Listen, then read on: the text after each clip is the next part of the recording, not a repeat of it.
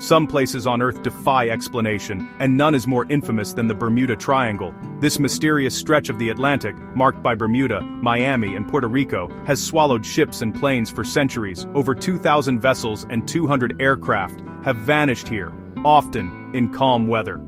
Stories of compasses spinning, strange lights, and sudden disappearances have fueled the legend. Is it a cosmic anomaly, a gateway, or just coincidence? The mystery endures. To understand the triangle, we must hear from those who survived its grip. One such survivor is pilot Bruce Gernon, whose bizarre journey may change how we see time and space.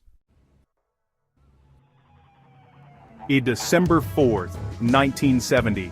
The day began like any other, with the sun rising over the Bahamas and the promise of a smooth journey ahead. Bruce Gernon, his father, and a trusted colleague prepared their Beechcraft Bonanza for a routine flight from Andros Island to Florida. A trip Gernon had completed dozens of times before, almost by memory. The weather was perfect. The sky stretched endlessly, a brilliant blue, and the ocean below shimmered with calm, glassy waves. There was no hint of trouble. Everything seemed routine, until, out of nowhere, Gernon noticed a bizarre, perfectly elliptical cloud formation directly in their flight path. It was unlike anything he'd ever seen.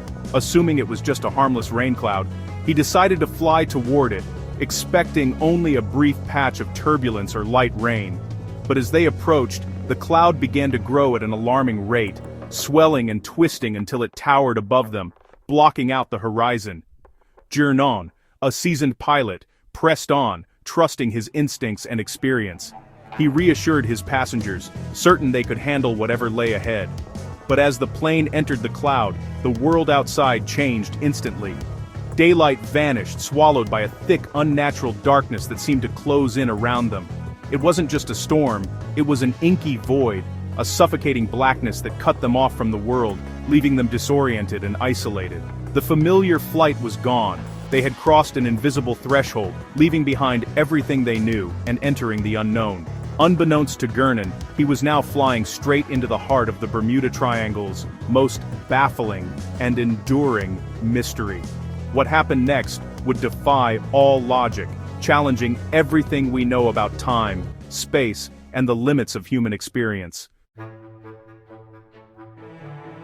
Inside the cloud, the world turned alien. Absolute darkness swallowed the cockpit, erasing any sense of direction. The familiar hum of the engines was the only anchor in a void where sight and sound seemed to vanish. Outside, silent flashes of white light flickered, illuminating the clouds in ghostly bursts, but there was no thunder, no rain, just an eerie, unnatural quiet that pressed in from all sides.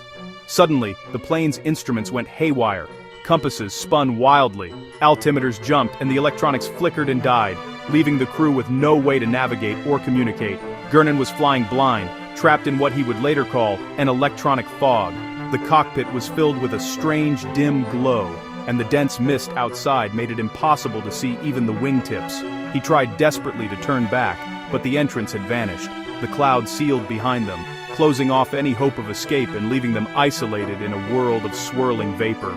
Ahead, the fog began to twist and form a tunnel, a swirling vortex with a distant, beckoning circle of light at its end, as if inviting them deeper into the unknown. With no other choice, Gernon steadied his nerves, aimed for the mysterious light, and entered the tunnel, hoping it might lead them out.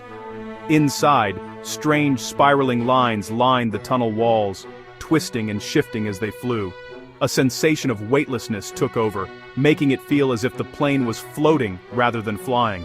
The plane wasn't just flying, it was being pulled, almost as if by invisible hands, through something beyond understanding, an experience that defied logic and explanation. For a moment, gravity and time seemed to lose their grip. Objects floated, and the world outside the window shifted in impossible ways, as if reality itself was bending. They were passengers in a phenomenon that defied the laws of physics, caught in the heart of a storm that would become one of aviation's greatest mysteries. The tunnel lasted only seconds, but time felt distorted, stretched and warped, as if the laws of physics had been suspended. Gernon gripped the controls, heart pounding, as the world outside the cockpit twisted into a surreal blur. He could feel the pressure in his ears, the strange sensation of moving both incredibly fast and impossibly slow at the same time. The plane emerged into a grayish-yellow haze, no horizon, no clear sky, just a murky void that seemed to stretch on forever. The familiar world had vanished, replaced by an endless, disorienting expanse. Gernon peered out, searching for any sign of land or sky, but there was nothing but the suffocating mist. Instruments were still useless, and Gernon's plane was invisible to Miami air traffic control. The dials spun aimlessly, the radio crackled with static, and every attempt to get his bearings failed. He was flying blind, relying only on instinct and hope. He called for help. The controller couldn't find him on radar. The silence on the other end of the radio was chilling, as if he had slipped into another dimension, cut off from the world he knew. For minutes, Gernon was a ghost in the sky, lost in the fog. The minutes dragged on, each second filled with uncertainty and fear, as he drifted through the endless haze, unsure if he would ever find his way out. Suddenly, the controller spotted an unidentified plane over Miami Beach. The blip appeared out of nowhere, startling the team in the control tower, who scrambled to identify the mysterious aircraft. It was Gernon. He had materialized out of nowhere, directly over the Florida coast. One moment he was lost in the void, the next he was flying above the familiar shoreline, as if he had skipped through space itself. Relief turned to shock as Gernon realized what had happened. He stared at his instruments, trying to comprehend the impossible journey he had just made. He had crossed 100 miles in minutes, with no explanation. The distance he covered defied logic, as if he had been transported by some unknown force. The impossible had just occurred. Gernon sat in stunned silence, trying to process the reality of what he had experienced. The Bermuda Triangle had rewritten the rules of reality, leaving Gernon, and the world, searching for answers to a mystery that still defies explanation. Gernon's flight should have taken over 30 minutes, but he'd covered the distance in about 3. His fuel gauges showed far less consumption than expected, as if the plane had skipped the space in between. Gernon believed he'd flown through a time-space warp, a rift in reality itself. He theorized the electronic fog was a rare atmospheric event, possibly caused by intense electromagnetic fields. The tunnel, he thought, was a vortex, a wormhole connecting two distant points. The spiraling lines and weightlessness were signs of space twisting around them. Gernon hadn't just survived a storm, he'd taken a shortcut through the universe. His experience challenged everything we know about time and space.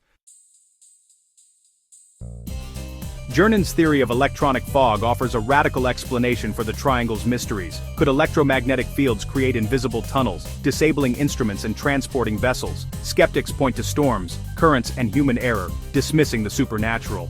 But Gernon's account, credible and detailed, raises questions science can't easily answer. How did he travel 100 miles in minutes, invisible to radar, with almost no fuel used? Was it a rare weather event or something beyond our understanding? The Bermuda Triangle remains an enigma, its secrets hidden beneath the waves and within the clouds. Perhaps one day we'll uncover the truth. Until then, the legend endures.